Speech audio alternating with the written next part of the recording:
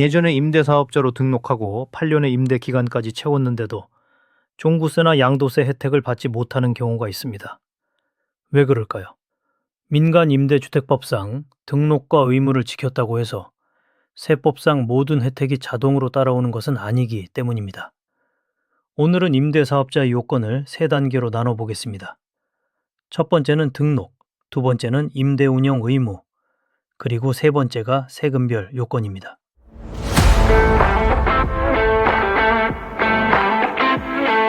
가장 기본은 지자체의 임대사업자로 등록하고 해당 주택을 임대주택으로 등록하는 것입니다. 그런데 세제 혜택까지 받으려면 이것만 보면 안 됩니다. 종부세 합산 배제나 거주주택 비과세 같은 주요 세제 특례에서는 세무서의 주택임대업 사업자 등록도 함께 확인해야 합니다. 따라서 지자체 등록만 되어 있다고 해서 모든 세제 혜택 요건이 완성되는 것은 아닙니다. 등록한 시기도 굉장히 중요합니다. 같은 아파트라도 언제 취득했고 언제 임대주택으로 등록했느냐에 따라 적용되는 법과 경과 규정이 달라질 수 있습니다. 특히 2020년 7월과 8월을 전후해 등록 임대주택 제도가 크게 개편됐기 때문에 과거에 등록한 아파트를 현재 제도만 가지고 판단해서는 안 됩니다. 결국 등록일, 취득일, 임대 개시일을 함께 확인해야 합니다.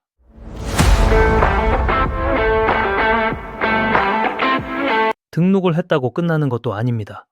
등록 당시 적용되는 의무 임대 기간을 지키고 임대차 계약과 변경 사항을 신고하고 임대료 증액 제한도 준수해야 합니다. 등록 임대주택의 임대료는 원칙적으로 5% 범위 내에서만 증액할 수 있고 임대차 계약을 체결했거나 임대료를 한 번 증액한 뒤 1년 이내에는 다시 증액할 수 없습니다. 임대차 계약을 체결하거나 변경한 경우에도 원칙적으로 3개월 이내에 신고해야 합니다. 보증금과 월세를 서로 전환할 때도 주의해야 합니다.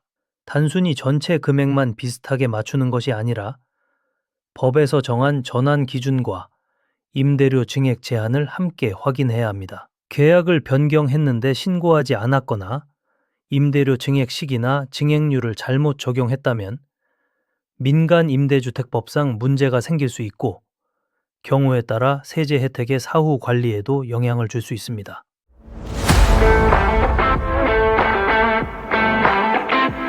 여기서부터가 가장 중요합니다.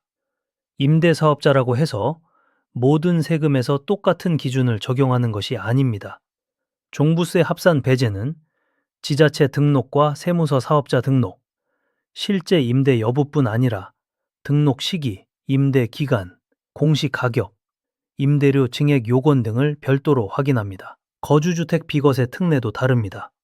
임대주택 자체의 요건을 충족해야 하는 것은 물론이고 원칙적으로 본인이 양도하려는 거주주택에서 일정한 거주 요건도 충족해야 합니다. 대표적으로 장기 임대주택을 보유하면서 거주주택 비과세 특례를 적용받으려면 거주주택에서 2년 이상 거주했는지를 확인하게 됩니다. 다만 다른 거주 요건 완화 특례가 적용되는 경우에는 결과가 달라질 수 있습니다. 임대주택에 대한 장기 보유 특별 공제나 다른 양도세 특례도 마찬가지입니다. 어떤 특례를 적용하는지에 따라 등록 시기, 임대 기간, 임대료 증액률, 주택의 면적과 가액 등 확인해야 하는 조건이 서로 다릅니다. 따라서 임대사업자라는 하나의 이름 아래 여러 개의 서로 다른 세제 혜택이 있다고 이해하시면 됩니다.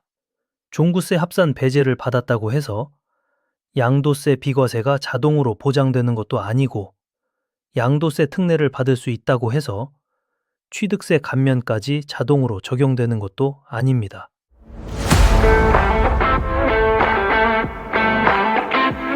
예를 들어 보겠습니다. A씨는 지자체와 세무서 등록을 모두 하고 임대료 증액 제한과 신고 의무도 잘 지켰습니다. 하지만 해당 세제에서 정한 기준 시점에 공시 가격이나 기준 시가 요건을 충족하지 못했다면 특정 세제 혜택을 받지 못할 수 있습니다. B씨는 주택가격이나 등록 시기 요건은 충족했습니다.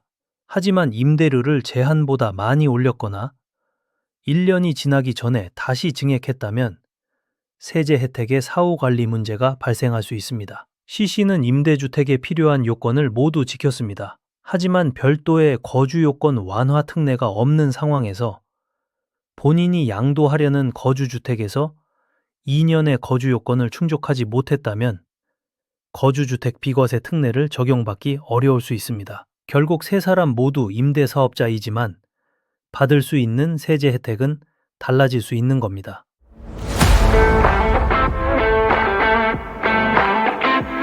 정리하겠습니다. 임대사업자로 등록되어 있다는 것과 세제 혜택을 받을 수 있다는 것은 같은 질문이 아닙니다. 먼저 등록 요건을 확인하고 그 다음 임대 기간과 임대료 같은 운영 의무를 확인하고 마지막으로 내가 받으려는 세금 혜택의 요건을 따로 확인해야 합니다. 특히 과거에 등록한 임대주택은 취득일, 등록일, 임대 개시일에 따라 적용되는 법과 경과 규정이 달라질 수 있다는 점을 꼭 기억하셔야 합니다. 다음 편에서는 등록 임대주택에 실제로 어떤 세제 혜택이 있었는지, 그리고 자동 말소가 되면 어떤 혜택이 끝나고 어떤 혜택은 남을 수 있는지 하나씩 정리해 보겠습니다. 부동산 거래 전략은 저희가 함께 검토하고 최종 세액과 세금 신고는 반드시 세무 전문가의 검토를 받으시기 바랍니다. 금호역 3번 출구 바로 앞 가나부동산